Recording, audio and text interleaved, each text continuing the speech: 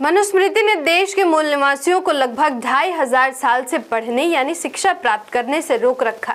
मनुस्मृति के रचयिता सुमित भार्गव था, जो भृगु वंश का एक ब्राह्मण था। मनुस्मृति को लिखवाने वाले पुष्यमित्र शुंग शासक था, वो भी शुंग वंश का एक ब्राह्मण था, जिसने मौर्य साम्राज्य के अंतिम राजा बृहद्रथ की हत्या कर शासक बन बैठा था। ये क्रोनोलॉजी मैं आपको इसलिए याद दिला रही हूँ ताकि आपको आज के मुद्दे की उत्पत्ति की समझ सही से हो। देश की ब्राह्मणी बनिया मीडिया हो या बैकवर्ड क्लास के सोशल मीडिया, जब दोनों जगह एक ही बात पर चर्चा हो रही हो तो सतर्क हो जाना बहुत जरूरी है। जिसको आप यानी पिछड़ा वर्ग SC ST OBC अपना सोशल मीडिया समझने की भूल करता है, उससे भी उसको धोखा ही मिलता रहा है। कुछ तो मुद्दे के पीछे की षड्यंत्र को समझ नहीं पाते और कुछ जानबूझकर मुद्दे को तूल देते रहते हैं। इसलिए इस वीडियो को अंत तक जरूर देखें ताकि आपको उछाले गए मुद्दों की सही समझ हो और आगे भी ब्राह्मणी तंत्र में फंसने से आप बच सके। नमस्कार, मैं आकृति और आप देख रहे हैं MNT न्यूज नेटवर्क। आज आपको देश के ब्राह्मण बनिया की पार्टियों द्वारा दल अदला बदली के लिए मुद्दे तैयार करने के क्रोनोलॉजी को विस्तार से समझाएंगे। आप बस न्यूट्रल होकर इस वीडियो में दिए जा रहे आंकड़ों और विश्लेषण को ध्यान से अवलोकन कीजिए। सबसे पहले आपको पिछले लोकसभा के मुद्दों की याद दिला रहे हैं। बीजेपी ने राम मंदिर, गाय, हिंदू मुसलमान, सर्जिकल स्ट्राइक जैसे मुद्दे प्रधानमंत्री के मुंह से स्थापित करने की कोशिश की। कुछ ही दिनों में ये मुद्दे धड़ाम से मुंह के बल गिर गए।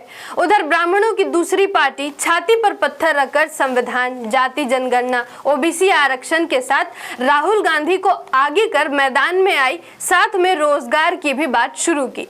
जनता ने हाथों हाथ इस मुद्दे को लिया और लोकसभा चुनाव आते आते मुद्दा संविधान का केंद्र में आ गया। बीजेपी भी नतमस्तक होकर संविधान की बात करने लगा। परिणाम सामने आए, बीजेपी की सत्ता बैसाखी पर बन गई और कांग्रेस पटरी पर लौट गई। ये परिणाम ब्राह्मण वर्ग के लिए बहुत ही खतरनाक साबित हुआ और उनको ये समझ में आ गया कि संविधान से हटकर अब कुछ भी नहीं चलने वाला। देश प्रदेश की सभी राष्ट्रीय और क्षेत्रीय पार्टी के एजेंडे में संविधान मुख्य एजेंडा बन गया या उनको बनाना पड़ा। जो संविधान ब्राह्मण बनिया वर्ग के सीने में खंजर जैसा महसूस किया, उसके बारे में बात करने के अलावा और कोई चारा नहीं बचा। जिस संविधान के विरुद्ध कांग्रेस ने अपने पूरे कार्यकाल में अनेकों नीतियां बनाई, उनको संविधान के सम्मान में सम्मेलन और यात्रा करने के लिए मजबूर होना पड़ा। अब इस विश्लेषण के दूसरे पायदान पर चलते हैं। अगर आने वाले विधानसभा में पार्टी को संविधान के मुद्दों पर जीत मिलेगी तो जीतने के बाद संविधान के सम्मत नीतियां बनाने को मजबूर होने होंगे और संविधान में समता, स्वतंत्रता, बंधुता, न्याय के सिद्धांत का प्रतिफल के रूप में पिछड़ों की प्रगति काफी तेजी से होगी। शिक्षा और रोजगार में बैकवर्ड का प्रतिनिधित्व मिलेगा और देश की सत्ता में भी इसका प्रभाव व्यापक रूप से होगा। और हो सकता है कि ब्राह्मण बनियों की सरकार में दबदबा कम होता जाएगा और एक दिन खत्म होने की भी प्रबल संभावना हो जाएगी। आपको एक बात इतिहास से सबक मिल गया होगा कि ब्राह्मण 100 साल आगे की सोचता है। इसके पीछे उन पर शिक्षा का एकाधिकार होना एक बड़ा कारण है। और जैसा कि मैंने शुरुआत में शिक्षा से वंचित बैकवर्ड समाज की पृष्ठभूमि रखी, जिसके कारण हमारा पिछड़ा समाज कल की योजना भी नहीं बना पाता। अब आगे बढ़ते हैं। संविधान को मुख्य मुद्दे से हटाना ब्राह्मण बनिया के लिए एक बड़ा चुनौती दिखा।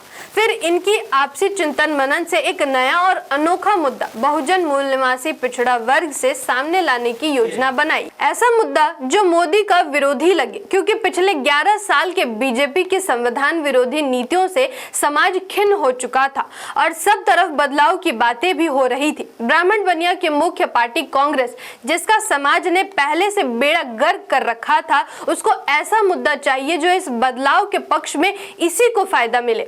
योजना के तहत मुद्दा की पृष्ठभूमि लिखी गई। इसमें चुनाव आयोग, बीजेपी, सोशल मीडिया के उन लोगों को भी शामिल किया गया जो पिछले कुछ वर्षों से पिछड़ों के हित में तो नहीं पर मोदी यानी बीजेपी के खिलाफ काम में लगे हुए थे। जगह चुना गया बिहार। आपको याद होगा कि बिहार के चुनावी दौरे की शुरुआत में राहुल गांधी के भाषणों में जाति जनगणना, OBC, संविधान ही मुख्य मुद्दे बने रहे। लोगों को मुद्दे पसंद आए और हमारे लोग करुणा मैत्रीशील वाले प्रवृत्ति के होते हैं। ये भूल गए कि इसी कांग्रेस से त्रस्त होकर बीजेपी को लाया था और आज कांग्रेस के नेतृत्व कर रहे राहुल के पीछे होने लगे। जब बात आगे बढ़ी तो कांग्रेस को यह एहसास हो गया कि अगर इसी मुद्दे को केंद्र में रखकर चुनाव जीतेंगे तो बाद में संविधान सम्मत कार्य नहीं करने में, सत्ता से बेदखल होने में समय नहीं लगेगा। इसलिए योजना के तहत इधर खुद लोकप्रिय होने के लिए संविधान की बात करते रहे, उधर दूसरी तरफ सोशल मीडिया जो हर पिछड़ों के हाथ में है की ओर से पासा फेंका गया और अजित अंजुम को पत्रकारिता के लिए बिहार भेजा गया। उधर एसआईआर बीजेपी ने शुरू करवा रखा था और मुद्दे की भूमिका गढ़ी जा चुकी थी। बिल्कुल योजना के साथ उसी प्रखंड में अजित अंजुम को वोटर लिस्ट के कार्यों को रिकॉर्ड करवाया गया और मामला बहुजन मूल निवासी के सामने परोसने की शुरुआत हो गई। लेकिन बात नहीं बनी तो अजित अंजुम पर एफआईआर दर्ज करवाया गया और कई अन्य वोटर लिस्ट में गड़बड़ी के मुद्दे सामने लाए गए। अजित अंजुम के इस खबर को तूल देने में रवीश कुमार, जय भीम वाला भूमियार के साथ साथ सभी ब्राह्मण जो मोदी के विरोध में अपनी छवि बैकवर्ड साफ सुथरा रखे हुए थे, सबने मुद्दे को हाईलाइट कर दिया। बस हो गया फिर बिहार के चुनाव का नया मुद्दा तैयार। राहुल गांधी को अब इसको हैंडओवर किया गया और उसने प्रोजेक्ट बनाकर पावर प्रेजेंटेशन किया। मेन स्ट्रीम मीडिया से लेकर हर तरफ ये चर्चा शुरू हो गई। वो शहर, वो घर जो योजना के तहत तैयार थे, सबको मुद्दे की सत्यता के लिए चरणबद्ध तरीके से लाया गया और पिछले कुछ सप्ताह से संविधान गया तेल लेने, जाति जनगणना, ओबीसी, रोजगार गया सब्जी लेने। बैकवर्ड के हित के सभी मुद्दे दबा दिए गए और जो कोई मुद्दा ही नहीं उसे राष्ट्रीय मुद्दा बना दिया गया।